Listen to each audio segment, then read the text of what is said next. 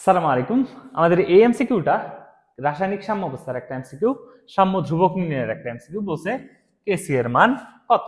তো এখানে কোয়েশ্চেনটা দেখো কি বলা আছে যে 4.25 মোল হাইড্রোজেন ও 4.75 মোল আয়োডিন বাষ্পকে 1 লিটার পাত্রে উত্তপ্ত করলে সাম্য অবস্থায় হাইড্রোজেন আয়োডিন এবং হাইড্রোজেন আয়োডাইডের ঘনমাত্রা যথাক্রমে 0.86, 1.36, 6.78 মোল পার লিটার হয়। কেসি নির্ণয় করতে বলছে। তো এইখানে একটা জিনিস খেয়াল করার আছে যে কোশ্চেনটা কিন্তু খুবই সহজ, তুমি যদি ধরতে পারো। দেখো এখানে হাইড্রোজেনের মোল সংখ্যা দেওয়া আছে, আয়োডিনের মোল সংখ্যা দেওয়া আছে। আমরা যদি রিঅ্যাকশনটা লিখি H2 প্লাস I2, এখান থেকে কি হবে বলো তো ভাই?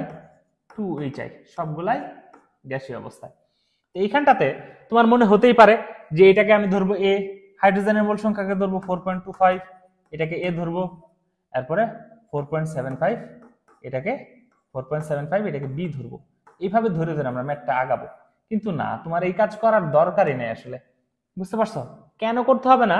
কারণ তুমি এই ইকুয়েশনের মাধ্যমে এই মোল সংখ্যাগুলোকে এ বি ধরে আলটিমেটলি ঘনমাত্রার দিকে যাবা। কিন্তু তোমার প্রশ্নের মাঝখানে ঘনমাত্রা অলরেডি দেওয়া আছে। দেখো এখানে কি বলা আছে, এই যে এই তিনটার ঘনমাত্রা, এই তিনটার ঘনমাত্রার মান দিয়ে দিছে। তার মানে কি তোমার কাজ একেবারে সিম্পল করে দিছে। এখানে জাস্ট খালি কি করবা, এই ইকুয়েশন অনুযায়ী কেসির মানটা বসাই দিবা। দেখো তো এই সমীকরণ অনুযায়ী কেসি সমান কি লেখা যায়? আমরা কেসি সমান জানি কি, উপরে উৎপাদের ঘনমাত্রা, সামনের সংখ্যাটা কি হবে পাওয়ার, নিচে বিক্রিয়কগুলোর ঘনমাত্রা।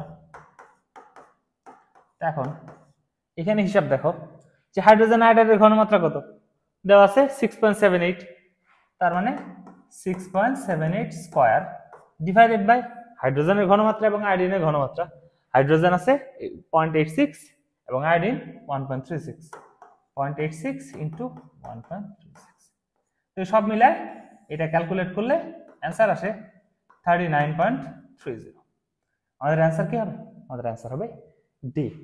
আশা করি তোমাদের প্রবলেম ক্লিয়ার হয়ে গেছে। এবং সবসময় খেয়াল রাখবা যে ডেটাই দেওয়া থাকুক, প্রশ্নটা ঠান্ডা মাথায় পড়লে লাস্টে আমাদের কি চাইতেছে এবং কার কার মান দেওয়া আছে, এই ব্যাপারগুলো যদি একটু সুন্দর করে বোঝা যায় তাহলে কিন্তু প্রশ্ন খুব সহজ হয়ে যাবে। আশা করি ক্লিয়ার।